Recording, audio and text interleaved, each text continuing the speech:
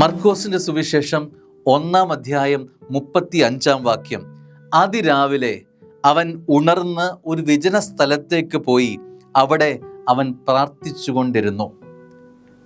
Mother Teresa നമുക്കെല്ലാവർക്കും ഇഷ്ടമുള്ളൊരു വ്യക്തിയാണ്. മദർ തെരേസയുടെ ജീവിതത്തിൽ നമ്മൾ കണ്ടിട്ടുള്ള ഒരു ഭാഗമുണ്ട്. മദർ തെരേസ പ്രഭാതത്തിൽ അവളുടെ മഠം വിട്ട് ഇറങ്ങും.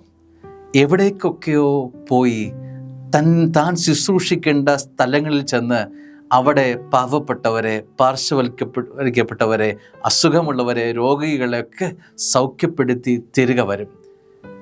ഇത് മാത്രമാണ് ലോകം കാണുന്നത്. പുറം വെട്ടമുള്ളിടത്ത് അവൾ ചെയ്യുന്ന ഇതിന് വല്ലാത്ത പ്രസിദ്ധി ലഭിച്ചു. എന്നാൽ അവളുടെ ജീവിതത്തിലേക്ക് തിരിഞ്ഞു നോക്കിയാൽ അതിരാവിലെ എഴുന്നേറ്റ് പരിശുദ്ധ അൾത്താരയ്ക്ക് മുമ്പിൽ ഇരുന്ന് മണിക്കൂറുകൾ പ്രാർത്ഥിച്ചിട്ടാണ് അവൾ പുറത്തേക്ക് ഇറങ്ങുന്നത്. വെട്ടം, പുറലോകം കാണുന്നത് ഈ അത്ഭുതങ്ങളാണ്. എന്നാൽ ഈ അത്ഭുതങ്ങൾ അവൾ എങ്ങനെ ചെയ്യുന്നു എന്നത് ചികഞ്ഞു നോക്കുമ്പോൾ അവൾ ഈ പവർ, ഈ ചെയ്യുന്ന അത്ഭുതത്തിൻ്റെ ഉറവ അത് ഈ അൾത്താരയിൽ നിന്ന് ഈശോ അവൾക്ക് നൽകുന്നതാണെന്ന്, മദർ തെരേസയ്ക്ക് നൽകുന്നതാണെന്ന് നമുക്ക് കാണാൻ കഴിയും.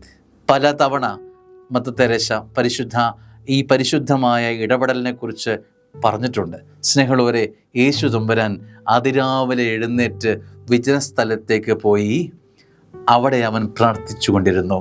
ലോകം കാണുന്നത് ഈശോയുടെ അത്ഭുതമാണ്. എന്നാൽ അവനിൽ എന്താണ് ചലനമുണ്ടാക്കുന്നത്? ഈ പിതാവുമായുള്ള ബന്ധമാണ്, ദൈവവുമായുള്ള ബന്ധമാണ് പുത്രൻ തമ്പുരാനെ ചലിപ്പിച്ചുകൊണ്ടിരുന്നത്. സ്നേഹമുള്ളവരെ, നമ്മളെയും ചലിപ്പിക്കേണ്ടത് ഈ ഇന്നർ ടൈമിംഗ് ആണ്. ഒരു വിജന സ്ഥലം നിനക്കുണ്ടോ എന്ന് പറഞ്ഞാൽ നീയും ഈശോയുമായി ഇരിക്കുന്നൊരു സമയം, സ്ഥലം നിനക്കങ്ങനെ എടുത്തു പറയാനായിട്ടുണ്ടോ?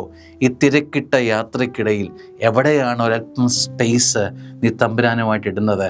നീ അത്ഭുതങ്ങൾ ചെയ്യാൻ കെൽപ്പുള്ളവനാണ്, പൊട്ടൻസി ഉള്ളവനാണ്. പക്ഷേ ഈ പൊട്ടൻസി എവിടെ നിന്നാണ് നിനക്ക് ലഭിക്കുന്നത്?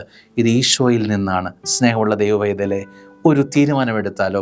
ഒരു പുതിയ അന്തരീക്ഷത്തിലേക്ക്, നോമ്പനുഭവത്തിലേക്ക് നമ്മൾ പ്രവേശിക്കുമ്പോൾ ഈശോയുമായി അല്പം സമയം, ഇനിയുള്ള 50 ദിനങ്ങൾ, എനിക്ക് 24 മണിക്കൂർ എനിക്കൊരു ദിവസം ലഭിക്കുന്നുണ്ട്. അതിൽ ഒരല്പം സമയം ഈശോയുമായിട്ട് മാത്രം ഒറ്റയ്ക്കിരുന്ന് ചാർജ്ഡ് ആവാൻ, റീചാർജ്ഡ് ആവാൻ, പവർ ആവാൻ നമുക്ക് കിട്ടണം.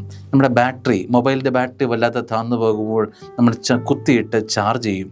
ഇതുപോലെ തന്നെ കറണ്ടിൽ, കർത്താവിൽ കുത്തിയിട്ട് ചാർജ്ഡ് ആവാൻ, മുൻപോട്ട് നീങ്ങാൻ സ്വർഗം ഒരു കാലയളവ് തരുമ്പോൾ ഈ കാലയളവിലൂടെ സ്വർഗം നമ്മളെ ചാർജ് ചെയ്ത് പുതിയ അനുഭവത്തിലേക്ക് കൂട്ടിക്കൊണ്ടുപോകാൻ സഹായിക്കട്ടെ.